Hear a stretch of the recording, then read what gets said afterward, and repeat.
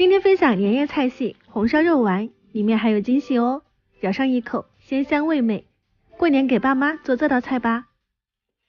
首先准备前腿或者是后腿肉，切成片剁碎。肉末的话呢，带有一些颗粒感是最好的。再来切一些莲藕丁和葱末备用。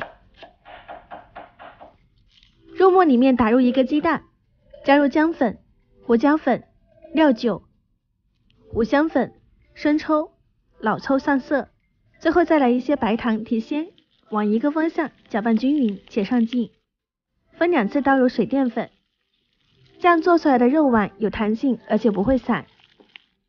最后戴上手套多摔打几次，这样吃起来口感更加劲道。肉馅处理好后加入莲藕丁和葱末，搅拌均匀，腌制20分钟。再准备几个新鲜咸鸭蛋，只需要咸蛋黄，蛋清不要。如果蛋黄没有腌透的话呢，也不行哦。用清水清洗干净，去除腥味。取一小手肉馅包入咸蛋黄，用虎口捏紧，团圆。年夜菜无论是哪里都会有一道肉丸子，代表着一家人团团圆圆。全部团好后放入盘中备用。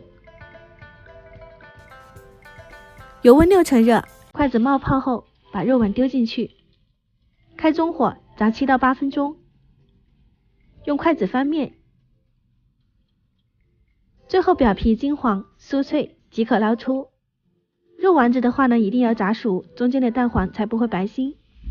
另起锅烧油，加入葱姜香叶八角，炒出香味后加入热水，再加入小半碗生抽，少许老抽上色，加入肉丸子，盖上盖子，焖煮25分钟左右。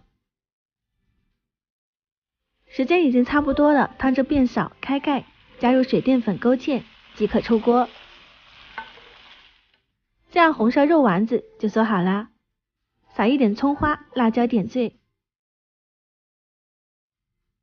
做法简单，家庭实用，想吃的朋友可以收藏起来给家人试一下。